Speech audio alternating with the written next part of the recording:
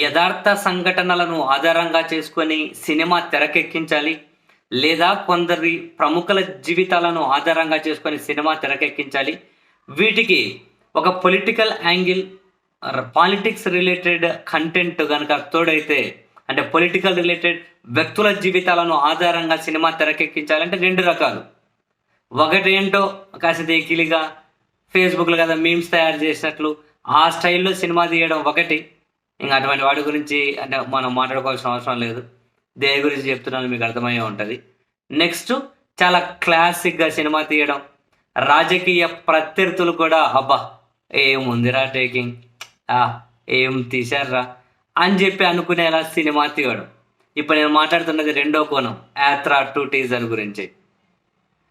యాత్ర 2 cinema promotion కూడా అవసరం లేదేమో అనిపించింది నిన్న ఆ టీజర్ రిలీజ్ అయిన దగ్గర నుంచి. కారణం ఏంటి అని అంటే, జగన్మోహన్ రెడ్డి గారి అభిమానుల, కాంగ్రెస్ పార్టీ అభిమానులు కావచ్చు, వాళ్ళ వాట్సాప్ స్టేటస్లో ఈ టీజర్లో కొన్ని డైలాగ్స్ అనేటివి కరెక్ట్గా కట్ చేసి విస్తృతంగా సర్క్యులేట్ అవుతున్నాయి.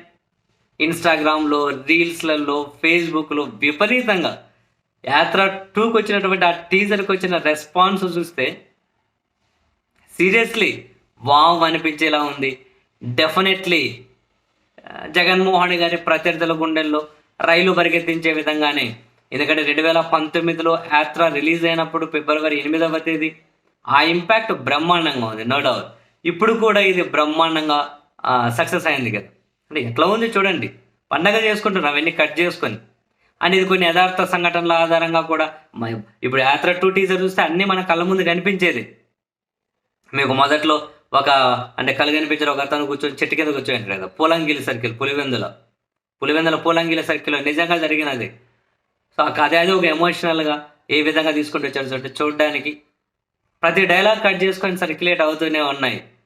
మీరన్నట్లు ఆ చరిత్ర నన్ను గుర్తుపెట్టుకుంటుందో లేదో నాకు అనవసరం అన్నా, కానీ అదే చరిత్ర గుర్తుపెట్టుకోవాలనుకుంటే తండ్రి కోసం ఇచ్చిన మాటని తప్పని కొడుకుగా మీరన్న చరిత్ర గుర్తుపెట్టుకుంటే నాకు అదే చాలన్నా అన్న దగ్గర నుంచి మొదలెట్టిన నాకు భయపడడం రాదయా, కానీ నేనేంటో, నా రాజకీయం ఏంటో మీకు ఇంకా అర్థమైనట్లేదు. కానీ ఒక్కడి గుర్తుపెట్టుకోండి, నేను వైఎస్ రాజశేఖర్ రెడ్డి కొడుకును అన్న దగ్గర నుంచి తండ్రి పోతే పోయాడు అనుకుంటే కొడుకు వచ్చాడు అని. అండ్ ఇన్ని దశాబ్దాలుగా జగన్మోహన్ రెడ్డి గారి మీద జరుగుతున్నటువంటి ఒక అసాసినేషన్ ఏ స్థాయిలో ఉందో ఆ డైలాగ్ కూడా ఉంది కదా. చరిత్రలో కని విని ఎరుగునంత అవినీతి చేశాడని అభియోగాలు మోపండి. 1,00,000 కోట్ల అవినీతి చేశాడు అని చెప్పి 1,00,000 సార్లు చెప్పండి.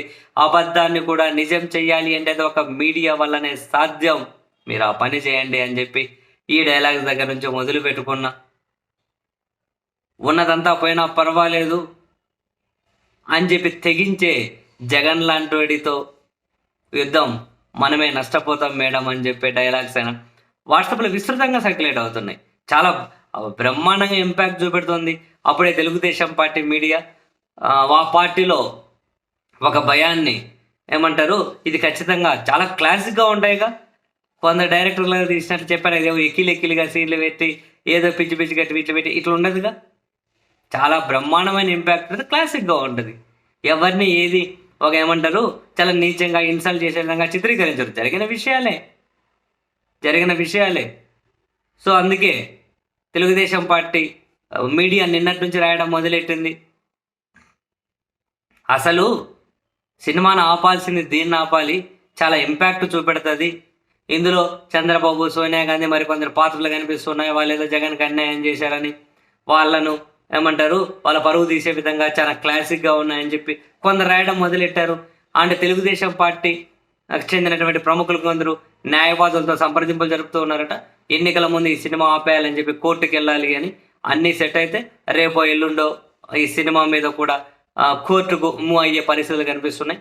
మరి నెక్స్ట్ టీజర్ ట్రైలర్ ఆగేంత వరకు అవుతారా, ముందే వెళ్తారా తెలియదు. బట్ ఒకటైతే ఫ్యాక్ట్, ఇక్కడ ప్రతి సినిమాను కూడా అంటే అందరూ ఆపేపించుకుంటూ పోతే ఇక బయోపిక్ లాంటివో లేకపోతే ఏమంటారు రియలిస్టిక్ మూవీస్, యథార్థ సంఘటనల ఆధారంగా, కొందరి జీవితాల ఆధారంగా ఇంకే సినిమాలు తెరకనక్కర్లే.